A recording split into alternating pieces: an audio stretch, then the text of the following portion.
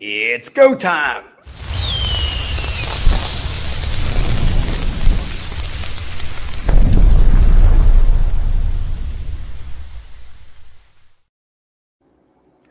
What's up, everybody? Welcome to another edition of the Staffing Shark Experience. Today, my friends, we're going to talk about something that's very important, like everyday selling, but not the right way to sell. We're going to teach you a different way to sell. We're not going to sell anything. We're not going to pitch anything. We're just going to be human. And the curiosity is going to take you to the next level. Because guess what? I'm curious about the guest I have today, Jamie, talking about her business, selling, and also the monkey. So are you ready for this? Jamie, what's going on? Hey, how are you? Oh, I'm doing peachy right now. 3 o'clock on what is it today? Wednesday? I don't even know what day it is, but Wednesday, yeah, it is Wednesday the 24th. Thanks for having me. I appreciate that. No, anytime. And I love the subject we're going to talk about today. And I got to tell you right off the bat, we talked about this offline a couple of days ago. Yep. This is one of my things about selling is I never sell anything. All joking aside, I use it like the Netflix. You're curious. You watch a trailer, why do you watch the movie? Curious, miniseries. Why? After every episode, like Black Rabbit right now is booming on Netflix. There's a plug, So end of the day is after every episode, there's a cliffhanger, so you watch the next one. Yeah. That's what selling has to be about. They have to be curious. They have to be interested in what you have to talk about. And it's not about just saying, I got the best candidate for you. That does not work anymore. Cold calling doesn't work. Hey, I'm ABC. So we're going to deep dive today, Jamie, with your expertise about how to really break the code in selling. And I'm going to tell you what we're going to talk about today. I got to tell you, I don't see many staffing firms really tapping into this. They're still doing the old way of getting on Zoom and just, or whatever it is, Zoom info and all them other ones and just blast the emails out. That doesn't work anymore. So you ready to dive into it? I am. Let's do it. All righty. So curiosity, when you think of curious of something, give me the definition of that, because I think we're going to break it down like this 101 elementary for people. To me, it's like I've done some research on it, and it's more like you're not going to pitch someone. You're going to, you're delivering a monologue to somebody rather than a speech to somebody. Mm-hmm. You're not going to, you can't go in anymore and say, here's what I can do for you. You have to go in with saying, let me talk to you about where your pains and your challenges are. That's that. And you have to be curious about what they say, and you have to treat them like a friend, not like a business associate. It has to be like a friend. Get to know them, get to understand what makes them tick, what motivates them. Get off topic sometimes, get a little personal at times. You're looking around the room and you can see tidbits, frames, stuff like that. Talk about their football team. Look, right, research is available to us. Like you mentioned earlier, Zoom info, all of these data. You can get so much research, and if you're not using that to your benefit, then you're just a good old-fashioned salesperson. You summed it up there, and I always say when I go into a conversation right there, I'm talking about the sports teams or something. Staffing's like the last thing I want to talk about. I want to get to know them, and everybody has a story. I'm going to tell you straight up, Jamie, I go in like I'm a podcast host. I'm ready like you. I want to know your story. And when you do that, they will open up to you. I say this over and over again, and staffing firms don't believe this. I mean, and this from, we're mature adults. We're over 35 years old. So we can, say that. We've seen it all. That, that open conversation goes so far. And I got to tell you, Jamie, so many people in our industry say, I'm trying to build a relationship. If we have to keep saying it over and over again, why aren't we just acting it? Right. That's the key is you have to care. I mean, it's that simple. If you don't care and you're just getting the back of your chair kicked and you've got metrics to meet, I mean, I read something today that meaningful conversations is so much more important than an expensive cup of coffee. Sales reps are saying I had 10 meetings and I had 10 cups of coffee at Starbucks, and they don't have anything of any substance that they brought back with them. And so I do see companies are starting to kind of walk away from a metric on meetings, if you will. It's not just checking a box and checking a number, but it's really diving into the conversation that you're having. And that's a true That's how you have to manage salespeople these days, and that'll spark their curiosity. Oh, 100%. And I think the numbers of like making 100 phone calls a day, that's gone. That's been gone for years. I always say one of the easiest ways, I give a tip out, 25 companies, 25 and 25. After you close one, you add another one. You know what? And do a combo of both. Do your research. Have some that are working with a staffing firm right now. Cause you know what? I'm going to be honest with you. I probably could take their business because their service kind of sucks. I mean, number one thing that staffing firms don't do is service. They get the contract and they just disappear. And the second thing is being real. I mean, having access to their phone number, they can call me on the weekends. I joke, if I'm not drinking beer or watching football, I'll respond to you. But that is another way of building that rapport. And I think what we can deep dive into real quick, I want to really, there's a lot to talk about is, when you get a salesperson on the phone, Jamie, can you explain a little bit? Because, I have my method, you have your method, but I think this is the way when you get them on the phone, they lead with that selling, that pitch part right off the bat. They lose them after 10 seconds and they're gone. Yeah. You just try to, you want to learn. That's what you want to set that precedence and set that tone when you're talking to somebody. So I want to learn from you. I may not be able, and this, I learned this from Dan Fisher from the Menemsha Group a long time ago. You have to, it might not be a good business relationship. It just might, you just want to talk to somebody a little bit about what they do and how they do it. And if you can work with them, great. But bad business, you got to walk away from bad business at times. So, you just got to make sure that salesperson has that mentality of, I really want to learn. It's that simple. Look at that. See what I got down here? My famous 3 L's. Listen, learn, lead. So shut up the first 2, right? And then you talk on the third one. Simple, guys. We're giving you all the techniques, right? No, but I'm going to tell you, Jamie, it's so true. Every time I train people in sales, I tell them the same thing. They get on the phone and it's a script. It's so scripted because the supervisor is saying, I need numbers. Well, you know what? You're not going to get them numbers if that's the first thing you think of. No. The numbers come on the back end. In the beginning, it's about what I can do for that company to make them shine and productive. Yeah, you really do. And you have to invest. I mean, from a business leader too, another thing to really consider is you have to invest time in that salesperson because our business, rep, whatever you want to call them, because they're not going to get immediate business anymore. That's not how it works. It just doesn't. You have to give them time to ramp up and a little bit more time than we did in the past. I mean, the late 90s are gone, unfortunately. And another thing that really resonates with the curiosity selling is you've got to get out to events. You've got to get out to networking functions. You have to, go where they go, think the way they think. I mean, one of the best pieces of advice I ever got was I was at a TechServe Alliance conference and SIM was, they do them together, Society for Information Management, when I was doing IT staffing.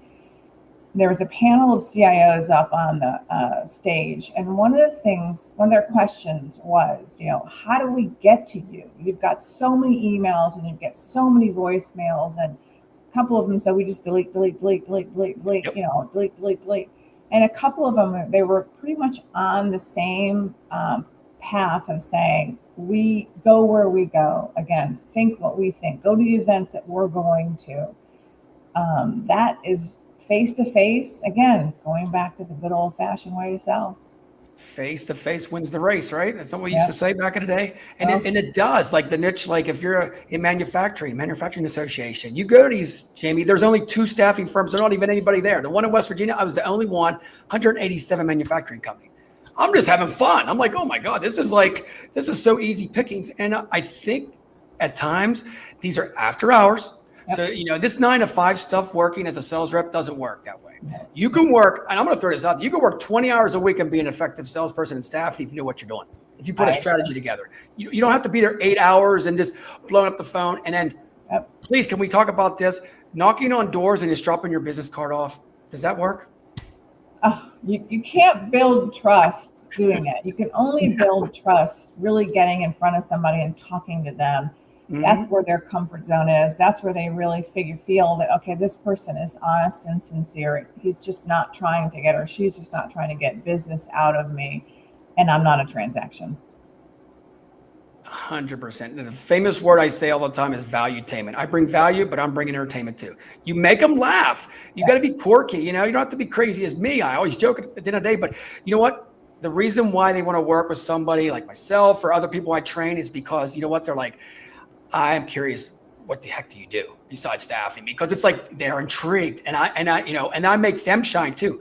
Here, I think the biggest thing that we could talk about, Jamie, is we want our client to stand out. We want to put them on a pedestal. We want to make them shine because most of the time they don't. Nobody else goes in. They want to say, well, I can supply for you. No, it's a team effort. They want to feel good. They want to feel valued. I mean, they want you. They're going to call you and pick up the phone if they remember you.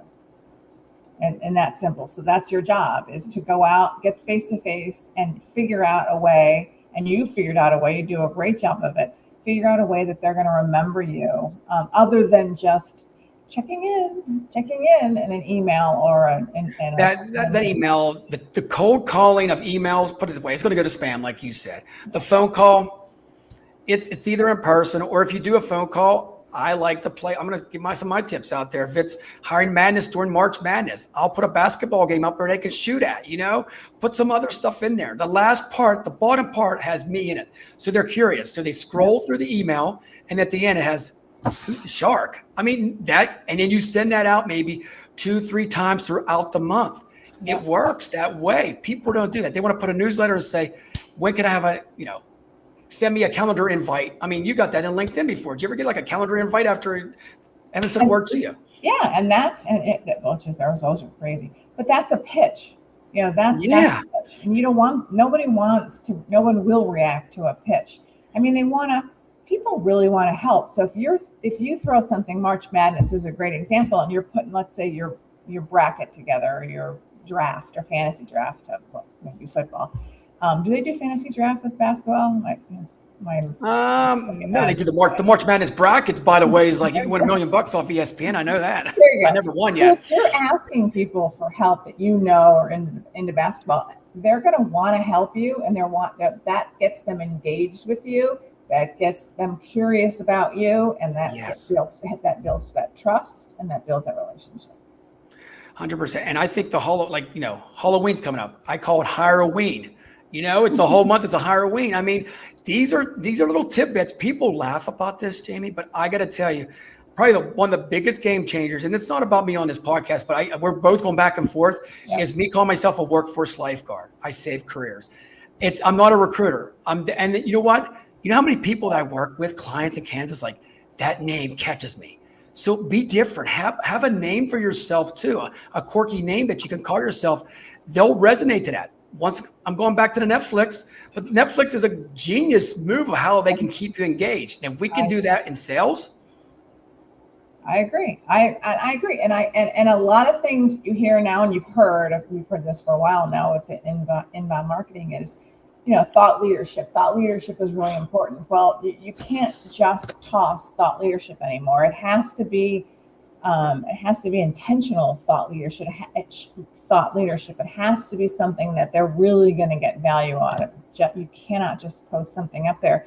And the only way that's going to happen is if you know your customer and you really get to know them and to figure out, again, you have to be curious and learn about them. And then you can target data to them as value for them.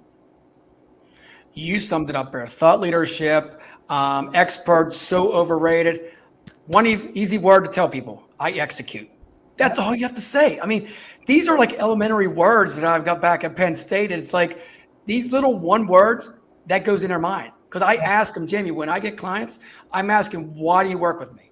Besides me being outgoing and crazy, it's about these key words they say. So I thought all these down. Execution. They said, nobody ever said, I'll execute for you. Nobody. And this client's been around for like 30 years with 1 million different staffing firms. And all they said was, I'm the expert and I can get you bodies. People are afraid to deliver. They're afraid to promise. Why? Okay. So why are they afraid? Let's dive into it. Why are they? Because people just don't have the confidence in their abilities anymore. I mean, that's the key for me, is where's that confidence level of, and not only that, and it comes to trust, is like, I'm not sure that I may be able to deliver this. you have to be honest and say, you have to say, this is a tough one. This is the expectations from me and my team. Again, you want to execute, but you have to set the expectation to be honest with them too. And that's one I think that our industry is lacking, is over-promising and not delivering. It happens all the time. If I ask any client, your previous staffing firm experience, what was it? They're going to say horrible. They're like, they never called me back, or they got, or the sales rep gets the contract and then walks away and pushes it to the recruiter, where I think sales and recruiting should be hand in hand. They should be like best friends, not that here's a job order and disappear because I got my quota for the job order. Now go fill it. Meanwhile, It's a purple squirrel that you can't fill. Right. So I think that's the big thing, is if you can service them, I think that's a game changer in all this. I 1,000% agree. You have to be able to, and you can't be all things to all people. I mean, you really need. I mean, there is a reason that niche companies and niche disciplines or verticals really do well, is because, again, you have to be able to provide what you can provide, and not guess and say, yeah, I'm sure I can do that. Again, that's a used car salesman. No, yeah, exactly. If they say, can you do this? Used cars, oh boy. but all joking aside, like you summed it up there. So if they ask you a question in a meeting, at the end of the day, you go back and say, you know what? I possibly can do this, but here's my strategy. Here's my 3 points that I probably can get this done. But I'm going to need 2 points for me, 1 point for you. Let's do it together. Yeah. You got to include them in your process, Jamie. And I think a lot of, in the selling process, they don't include HR. They don't include the hiring manager. And I got to tell you, staffing firms, you have to be best friends with your HR. And you know that. They can't, HR and staffing, and you got to tell them, I'm not taking your job. I'm going to make your job easier for you. Yeah, I agree 1,000%. I mean, and you have to, one of the things that I'm starting to do, and I've learned, I mean, yes, I've been doing this for 40 years, but I've really learned a lot. How many years? 40. If you guys don't know Jamie, she won't reveal her age, but she's done this for 40 years. Hey, props to the mature people over 50 now. Can I say that? I guess. Here's to us. Here's to our generation. Woo-hoo! And it's older than you are. So I'll throw that out there.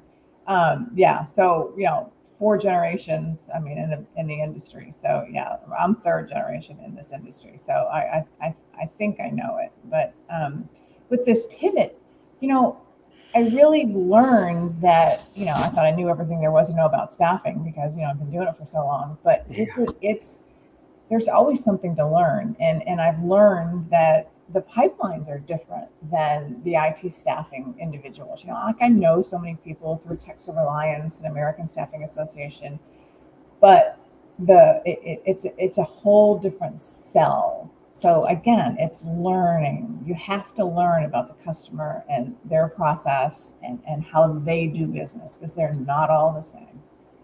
No matter you have to adapt. Industry, not the same process. Yep, you have to adapt to everybody. I always say like this, and I kind of joke about it, but like when you go to an appointment or even on the phone, it's like I joke because I love Kenny Chesney. It's like, it's like you're performing. It's game day. It's like concert time. You're on that. You have to bring energy. You got to bring excitement, but also listen. And I think that's the biggest thing, because once you start listening and ask them questions, just almost like a podcast, they will tell you everything about their story. I mean, I'm going to tell you, Jimmy, I got clients that'll tell me about their personal life, everything. I'm there for you. I mean, that is a friendship. That is a relationship that will never, ever be broken. I agree. You've got to, I talked to a potential client the other day, and he's got 3 daughters, and he's got 2 getting ready to go, twins. And they're getting ready to go into college. And, you bet your bottom dollar in 2 months, I've got an activity scheduled to reach out to him to ask, hey, how's your daughters? How are they doing? Where'd they accept? Where'd they go? How are your grandbabies? You said you had 2, how's your dog? As cliche as that sounds, that means a lot to people. It does. And you know what? I like what you said there, because you're just like me. Like, I don't do it just to get the sale. I do because I care. That's the first thing. And I'm going to tell you what, every client can tell if you're BSing somebody. Oh. If you're faking it, come on, I can tell if somebody's faking it. So you think the client's different? Hey, look, I've got 4 grandbabies and one on the way. I mean, if somebody says to me, "Oh, I've got a brand new grandbaby," I'm like, I need some advice. I can help in that area too. It's not just in staffing. So, you want to, that builds trust. They remember you, and again, that's what it's all about. And I think these are some of the importance that we're talking about drivers, because, at the end of the day, I mean, it's about emotions too. I mean, somebody has to be interested in you to even talk to you, right? And they have to be, and we go back to the word curious, but seriously, it's so important that I think maybe we'll have to come back on a deep dive and do more steps about this, because there's more that can break down on this. I mean, you just don't have to be curious. You can do so many different things with social selling. And I don't think our industry really caught on what social selling is. I think they think it's just posting something on LinkedIn or Facebook and you're supposed to get a client, then they badmouth the social platform. It's way different than that. If anybody out there is trying to do sales and you're just in an inbox on LinkedIn with a link to connect with me, I'm not talking to you. I don't know about you, Jamie, but I'm not clicking a link after I don't even have a conversation with you. No. And again, I'll bring back, inbound and cadence and, those are important. Those are necessary, but you can't, as you said, you can't put all your eggs in one basket. It can't be just this cadence that you've launched, a sequence that you've launched, and you're going to sit back and, pray that people call you off the hook. It doesn't work that way. They don't. And you know what? I know we're bouncing around here, but even a discovery meeting, when you go into a meeting off the bat, Jamie, maybe you could explain a little bit more on this after I say what I got to say, is pretty much like you go in there, you have 5 or 6 people there. You got to lighten up, pulling that sheet of paper out there and just go on check mark, thank you, and a handshake. You got to stop being stiff. And I think our industry is still stiff. I mean, if don't have to go with a suit. If it's manufacturing, please, a polo jeans and some boots or something like that. You want to walk around the factory, feel like you're ready to work with them, like you're a project manager or whatever it is. But I think when you go through that list, if you do have one and you dot stuff down, I mean, you know what? Ask a lot of questions. Let them talk. One word answers out of a client is not good at all. You want them to just bloom up and say, well, you know what? Can you elaborate about that? Is there a time that you had some injury here?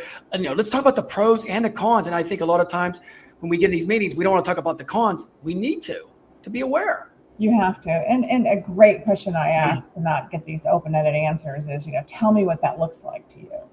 So, whatever the case may be, we want this person to go to networking events and community events. And, okay, so tell me what that looks like to you, as opposed to, okay, and yes, check the box. Those are, you just got to get engaged. You got to figure out a way to get engaged. You do. And if you're on the phone, I always joke about this all the time, is your voice tones. It's almost like you're a DJ on the radio. They can't see who you are. So at the end of the day, your highs, lows, and you see, I'm not talking right now. I talk real low, like I want to learn more. That's me just doing this for so many years. And I'm on the phone saying the same thing. Well, can you tell me a bit more? Just tell me more. No, you got to bring that passion out. And this stuff could be trained, Jamie. You know that. These are what sales reps really need to learn about, is the communication part of it all. Yep. It's no longer, I mean, remember when they used to say, oh, he'd be a great salesperson because they have the gift of gab. And it's like, no. Not anymore. Maybe back in 2000, right? The gift of gab.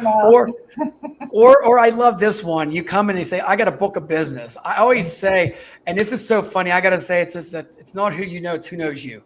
It's like, I know that person. Usually they don't know them and you're never going to do their business. I 1,000% agree.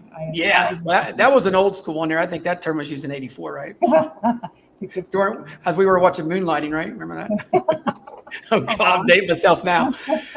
But okay, so I want to talk about your staffing firm. So you said generation after generation after generation. So let's just break that down from the beginning. Give me like a 5-7 minute tour of what's going on with your company. Sure. All right. Well, let's see. My family has been in the staffing business since about 1946. So my grandfather was in Chicago. It comes out me every now and again. Chicago. He started a company called Chicago City Car Unloaders. So what he did is he worked for General Foods at the time, and they were throwing away food. This food was spoiling because the workers were unloading hourly, so they were going slow hourly. So then he quit, started his business, went back to General Food and said, you know what? I'm going to charge you per car. That's as fast. So we'll go fast. So we'll pay per car, or I'll charge you, per car that we unload. So it was, after the depression of World War II. So my mom at 13 years old would get in the truck with my grandfather, drive the streets, find people on the streets, put a shirt on them, fill them a cup of coffee, a mug for them, and they would pay them that day. As many rail cars as they unloaded, they would get paid. So that started his business. Then he slowly went into, Labor Pool of America, Personnel Pool of America, Medical Personnel Pool of America, and then that migrated to interim staffing, and that went to, and then he sold interim to the Block Brothers, I think in '76. So and then, again, he ended up selling it. Now it's called Spherion. That's what his OG company was. And then my mother decided she was doing some, in Houston where I grew up, she was doing some nursing services. And then she decided, one of her employees came to her and said, this computer stuff, this might be something that we can get involved in. And so she started a company called CompuTem. And then that progressed. In 1992, we changed the name to Consultus because people didn't really want to be, you couldn't get an Oracle DBA at the time that wanted to work for a temporary help company with the word temp in it. So we ended up changing the name to Consultus, and November of last year, I started the organization. I opened our Los Angeles office in 1986. So I've been around a while, and then a couple of years ago, I brought my son into the organization as a recruiter and then a client success manager. So he's the fourth generation. So we've got a lot of 4 decades and 4 generations, I should say. You have to be one of the longest staffing firms in the country. Seriously. I mean, is there any more? I mean, are you the oldest one? Kelly was at the same time. I think Kelly Services and Summit will probably correct me, but I think they were 46, and Leroy Detman, my grandfather, was 1947, or they were 1947. He was 1946. Kelly was the OG with them. And that is OG. Okay, so growing up, did you know you want to be in staffing, or did you have some other aspirations? No, I went to school for broadcast journalism. It was not what I anticipated. My husband and I were living in Arizona, and he got transferred to LA, and I'm like, what the heck am I going to do? And so I said to Mom, we had 2 offices at the time, one in Houston and one in Dallas. Houston was our OG.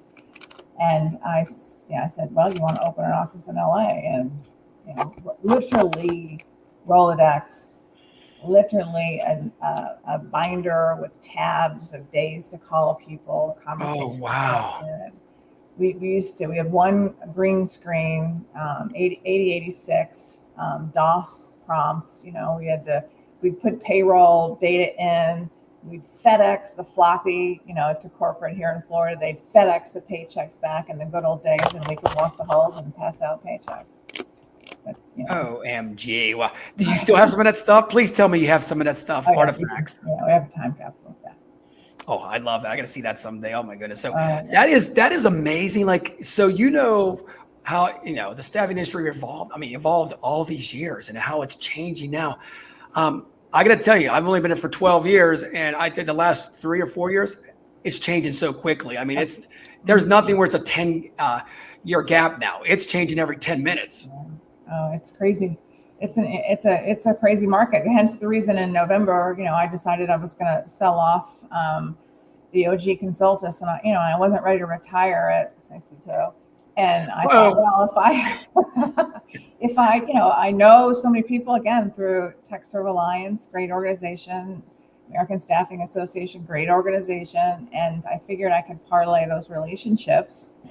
And it's been, May 1st. I mean, I'm pretty happy with, what's happened. And again, if I didn't have those, I couldn't really say 40 years of relationship, but if I didn't have those 20 years of relationships, I probably, wouldn't be where I am today.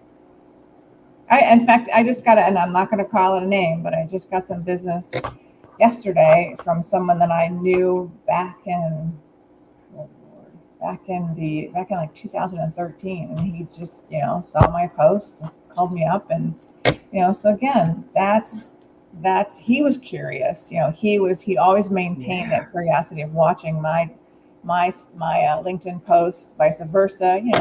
That's important stuff. It is important there, and I love it. So can I say this? Anybody in staffing, if they're upset with their job or they're laid off, they can call you, right? Oh yeah, hey, I'm here. You're the expertise. And right now you're only doing staffing for internal staffing, or do you do other sectors too? What I'm doing is, yes, I'm basically an executive search for the staffing industry, all Yes. verticals within the industry. It's on my radar maybe to do some TA placements in corporations. I think that might be a woman that I just had a conversation with that does what I do, and she was very sweet and shared some information with me. And again, I mean, there's plenty of business for all of us out in this big old planet, and so she gave me some good ideas, and that might be on the horizon as well, because again, recruiters are hard to find. Good recruiters are hard to find. Yeah, can you say? Yeah, I was going to say that. It's a good one. There's a dime a dozen out there. It's always like, oh, and they all blame the other, the staffing firm. This and there's a reason why you're released. It's just like football. There's a reason why you're released. And yes, some I do support that. Maybe they had a bad deal with your firm, but that's why they can call you. You're not a fit for every company. So. Well, and my job as an executive search recruiter is not to find people that are on the street. That's their job. That's their TA departments or their recruiting departments. My job is to find the people that are passive, that aren't looking, Yes. And that I can uncover based on my relationships and my team's relationships. So that's a little bit of a different twist for me in this staffing business, but I enjoy it. I love it. You know what? And I got to tell you, in staffing, you got to have a multiple roles. You got to do different things. If you're in sales for 20 years, I mean, spice it up and do something different in the industry. There's so many, I think people don't understand that staffing industry has so many different roles and titles you can do. Oh yeah. Oh yeah.